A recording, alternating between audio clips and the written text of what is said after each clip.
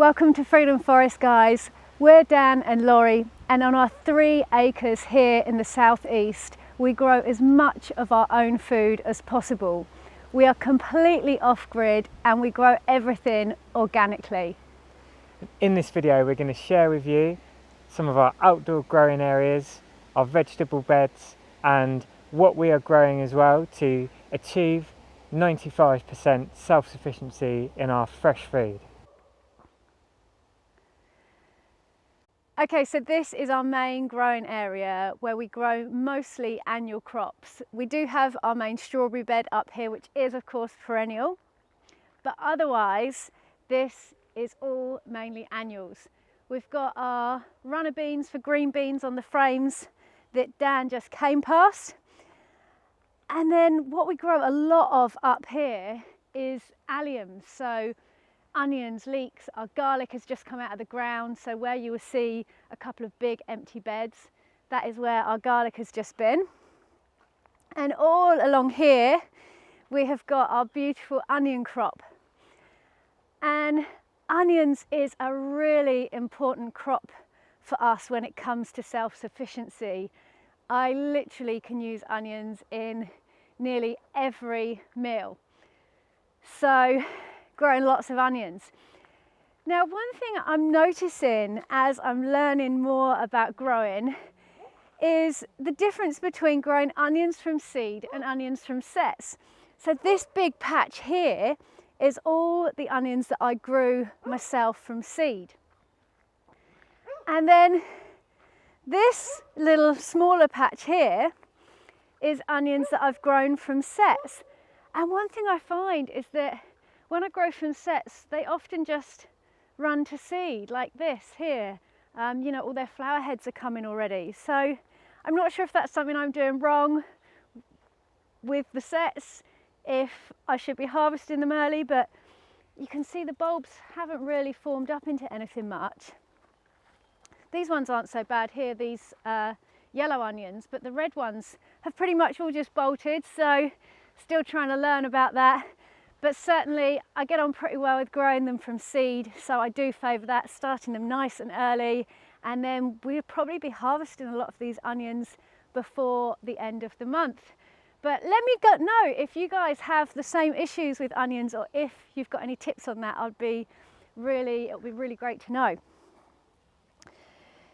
Parsnips, parsley, we've got some beetroot that I've just sown from seed under cover here, alongside another sowing of this lovely pink stem chard, peppermint chard I think that's called.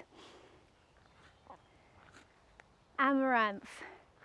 This is our first year that we've grown amaranth and it looks beautiful. I'm really impressed with how it is growing.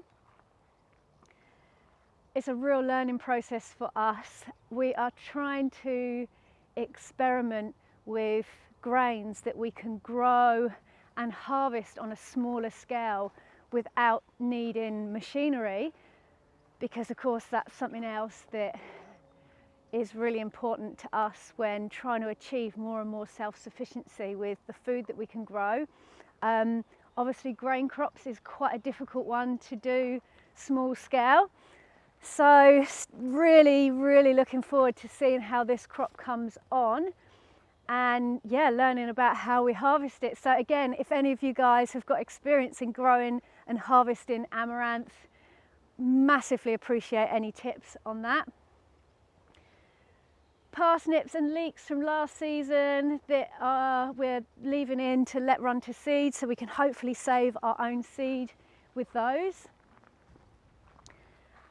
A big bed of beetroot here. This was from an early sowing of beetroot in, it would have either been in February or early March, maybe a bit of both actually, because there's 3 different varieties of beetroots in here.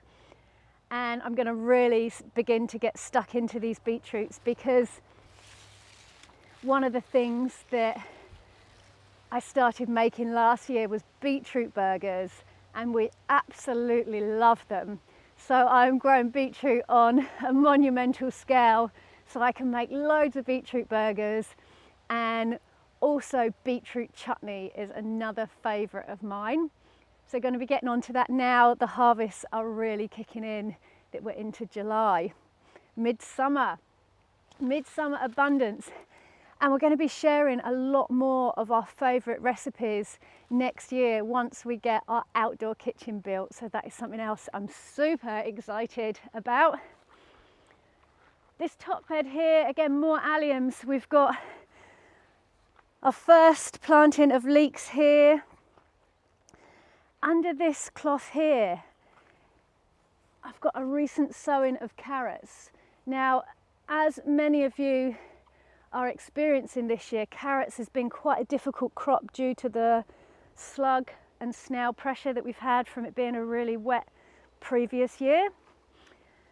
And I know some gardeners favour using planks to help carrots germinate because they need that extra bit of moisture to get them going. And I've found that actually using this piece of shade cloth works really well to keep the moisture in the ground, especially now we're further into summer, but it doesn't create such a favourable slug habitat, I'm finding. So that is my little tip for how I am getting some better success with the carrots. And hopefully now it is a lot drier. We've just had a really dry spell, so the slugs aren't quite so prevalent at the moment, and that sowing of carrots is coming on really well right now, so fingers crossed for those. I've got another sowing of leeks, the other side of the ones that are sending up their beautiful flower stems. And as with the onions, leeks is another really important crop when it comes to self-sufficiency, because often by late winter your stored onions are finishing, and that's when the leeks come into their own, because you can leave them sat in the ground all winter, and sometimes we're harvesting our leeks right into April if they haven't bolted by then. So again, really valuable crop. They add amazing flavour to food and homemade cooking, so that is something that we really love.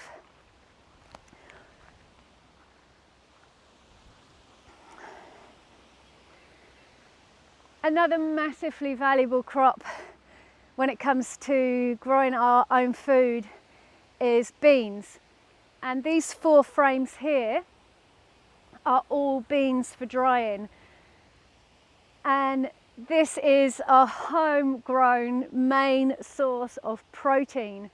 We've got 4 different varieties of beans on here. We grow Greek gigantes, Egyptian pea beans, Cherokee Trail of Tears for a black bean, and Khazar, which is a really reliable white runner bean. We've been growing all of these varieties for a few years now, and we've found them to be pretty reliable, so we're mostly sticking to them. And I do need to get into this bed and remove all of the broad beans which are finished now, and just harvest some of these larger pods that haven't been eaten by rats, because this will give us our seed crop for next year. But yeah, that's a job I really need to get to, is clearing those out, adding the stems to the compost, and giving our lovely beans more space to grow. So this is where we just harvested our elephant garlic from. Really happy with our elephant garlic harvest actually. We'll share more on that in another video soon.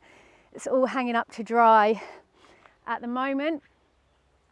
And I'm probably actually going to tarp this bed or put a weed mat over it to just make it easier to manage whilst the bed's not in use. But we will be replanting garlic again there in the end of September. So it doesn't really give us much chance to get another crop into that space. Along here we've got lots of courgettes, so we are getting into all of our beautiful summer crops like courgettes. We've got new season carrots, tomatoes, cucumbers, but what you'll probably notice is I'm still also really talking about and focusing on all of our winter crops at this time of year, even though we're only just beginning to enjoy our summer crops. and that is because now is the best time to be planting, to make sure you've also got a great food supply right through the winter and the hungry gap. Mind out, Murph. We'll come through here to the area that we call the new land.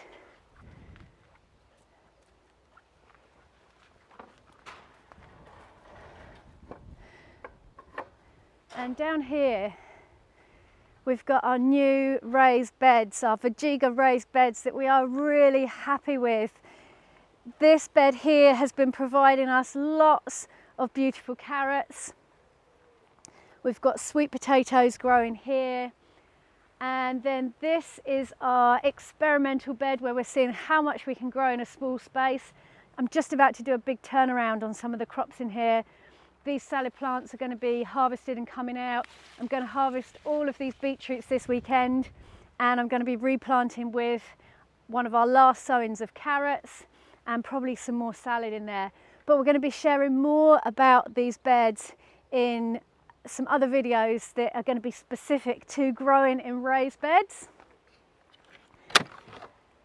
And then continuing the theme of our crops for the winter and the hungry gap, this is our net house where we grow a lot of brassicas to protect from the cabbage white butterflies and also the hungry pigeons and birds. And I have just planted probably 3/4 of this area up with young brassicas. We've got Brussels sprouts all down this side. I'm determined to have a good harvest of Brussels sprouts in time for Christmas. And then down this side we have got 2 different varieties of purple sprouting broccoli and also some more 9-star perennial broccoli plants. And hopefully this weekend as well I'm going to be planting out some Tuscan kale, which I've got to go in this top section here. It's a new variety that I'm trying this year from Vital Seeds, and it's meant to be a variety that stands better over winter. So yeah, really looking forward to that. And there we go. So let's go and have a look at some of the other crops we're growing on out here. This area along here, my friends, is our main potato beds this year. And there's a little gap here because we've just harvested our very first first early potatoes. We did some in the polytunnel over winter. Just stick these glasses on because it's very sunny today. And these were our first outdoor ones I got out last week. I've got some more later on today to remove over here. And these are a very special type of potato because these are virus and blight resistant potatoes. They're arranged by SAPO, and we found normal, resistant varieties. We were losing them every year, turn into mush. So we've had really good success with these ones here. This is a completely new bed this year. And yeah, potatoes, all of these kind of tuber crops, ancient vegetables, indigenous plants, massively passionate about them. We often think of just like the humble potato, like a boring crop of old people. But these potatoes, when you really look into the history of all these plants, Andes, one of the first cultivated plants, 4,000 or 5,000 BC even, these have been known to be grown. And like the lifeblood of the Inca people, so much history. I absolutely love them. And they're a massive, massive bulk food for us over winter for self-sufficiency. Beautiful variety here called Blue Danube, and these are almost like a violet, almost fluorescent blue colour. Gorgeous. We've got a bit of taro interplanted here, some bananas as well. Coming down here, this is our main crop of potatoes. You see these ones that are still flowering, and I've planted these from our own saved seed potatoes, and all of these are our own saved seed, but these are planted slightly later in a couple of successions over a few different weeks, and these are coming on now. And we generally don't water our crops once they're in because we don't have main supply of water, so we collect rainwater, but I have been giving these a few soaks because we've been having a real kind of drought period recently here in the south of England. Now, something very exciting, another one of those immensely ancient, in fact, the most ancient of all cultivated vegetables here. We have taro, known by different names all over the world, but this plant has been literally grown in its native range all the way from, say, Bangladesh, important there, and for the people of Polynesia, all over tropics. It's an amazing food crop, very versatile, very tough. You can eat not only the leaves, but the tubers as well, the swollen underground corms, they're actually most known as. And yeah, it's just a beautiful architectural plant. And I've been learning ways to cultivate that in our climate, because you have to do it differently here because we don't have that kind of warm temperature all year round. Now coming down here, this is very exciting. So I've spent a number of years living with tribes in the past, and so I'm massively passionate about their way of life and cultures and how they cultivate plants to live a self-sufficient lifestyle. And mainly one of the things I've learned is they tend to use tuber crops which can be cultivated vegetatively, so very easy by stem cuttings or propagated by dividing. I've never seen them sowing kind of annual type plants. So in here I'm kind of doing a replica of some of the gardens I've seen abroad in the tropics. So down here we have sweet potato vines, and this is a variety called Tainung 65 or T65, and we've been growing sweet potatoes for a number of years now, and we found this to be one of the best cold tolerant varieties to produce big crops of tubers underground. And the uses of these plants as well change among cultures. In Borneo I've seen these used only for the tips. They'll cut off about 6 inches at the end and stir fry them. They don't even bother to eat the tubers. Other places like Papua New Guinea, it's literally one of the staple tubers for subsistence. Interplanted with those, we have another variety of taro here, and this is a variety of taro which almost grows like potatoes underground. It's instead of one tuber, it has many under there, and we had a really good harvest of this variety last year. I'm unsure of the name of it, but it's got a lovely little purple pico in the middle of the leaf there, and pinky purple on the stems here as well. And this is a variety which is grown commercially around the world. So we've planted those, you see, with the sweet potatoes, because we noticed a very interesting companion planting observation last year, which was that we have a lot of problems with rats and mice, and our sweet potatoes got decimated last year, but we found that the ones around the taro plants weren't affected so much. So I've done a nice patch here with the taro and the sweet potatoes, and these will grow out, these sweet potatoes, and form a dense cover, almost like ivy, over the ground within the next 4 to 6 weeks. Something trying for the first time here, a tree tomato plant, given to me by my friend Craig from the Grow Paradise Nursery, so that's quite exciting, a bit experimental. Coming down here, we have some beautiful architectural but also edible and useful plants like the canna lilies here, South America they originate from, in tropical regions, often found in the margins of forests and in quite wet areas. And we use the leaves here just for plates when we're just eating outside in the summer, and you can also eat the tubers underground as well, the rhizomes. Slightly different variation of a taro bed here. We've got a variety called Molokai purple sweet potatoes here, which is Laurie's favourite variety.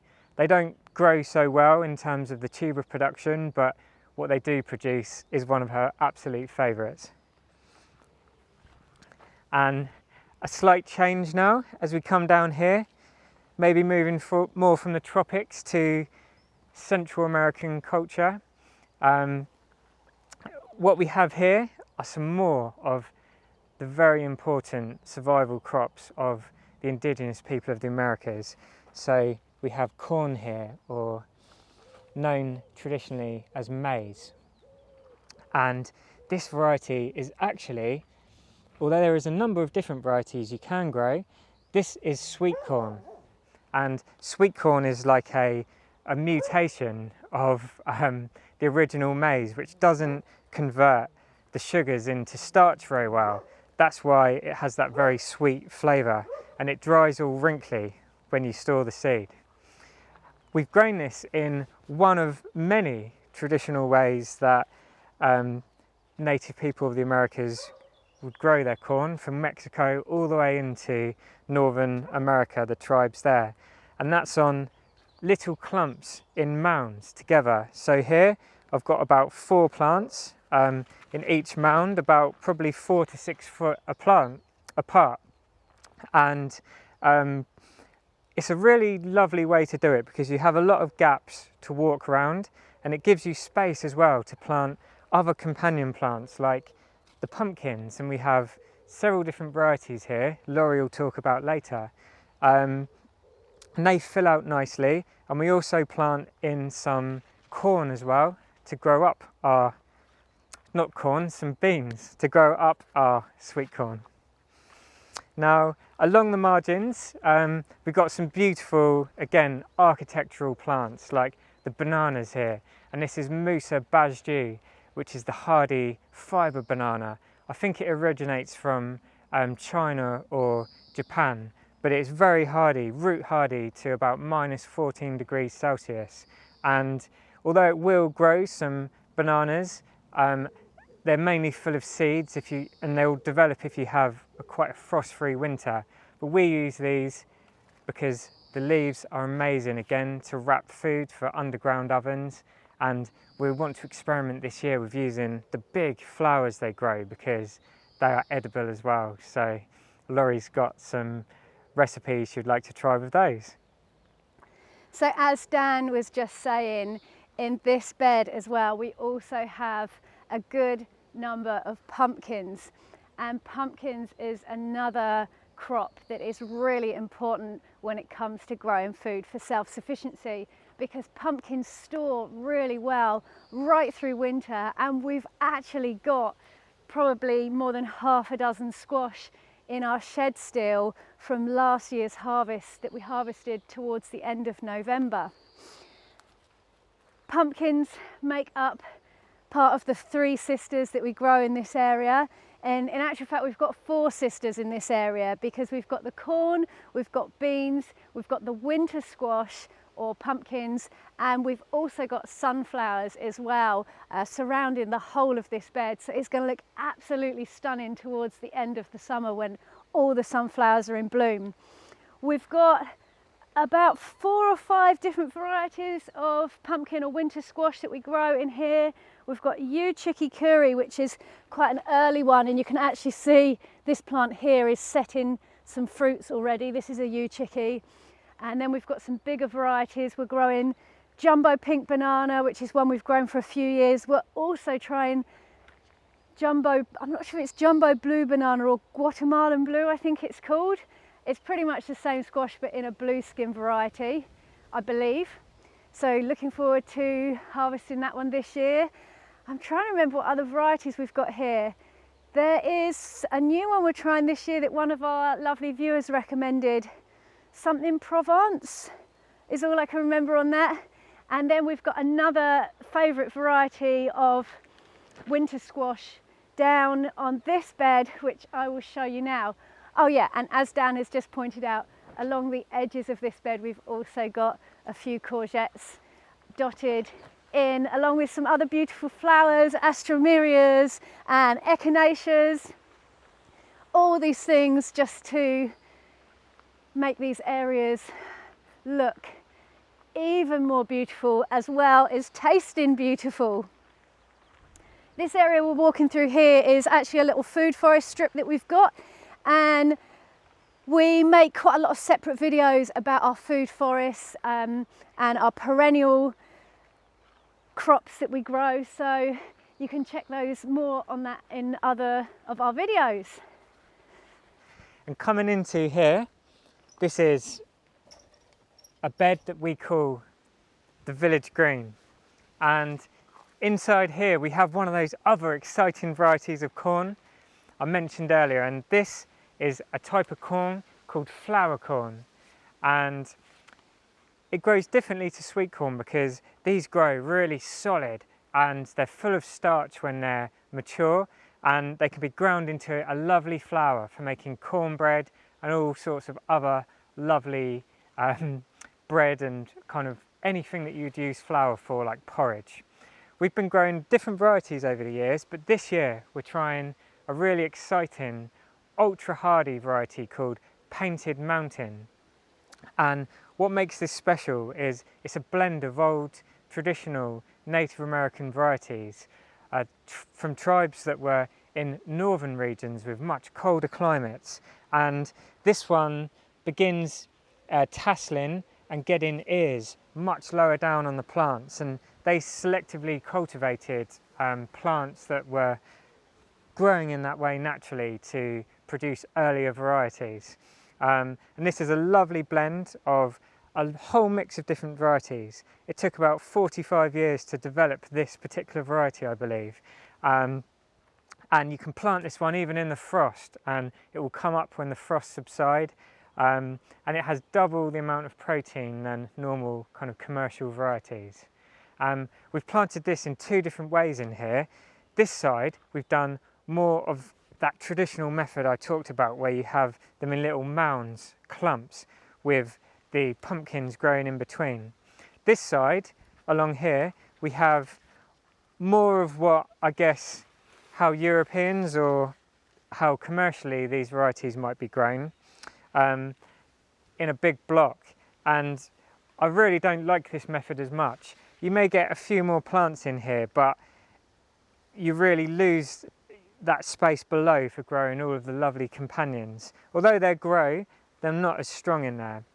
And the other companions we have in here growing alongside our corn is runner beans here, and these, believe it or not, are growing as perennials. These are all plantings from last year, and I'd heard that they are perennial, and we normally just kind of like cut them off and then plant new ones each year, but they've come up with so much vigour this year. They're already flowering, and they're so far ahead of the ones from seed that they're actually climbed all the way to the top of these sunflowers already.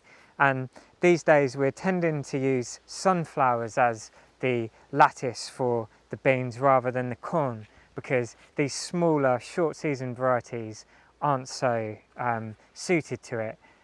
In the past I was growing 8-foot varieties which were much better.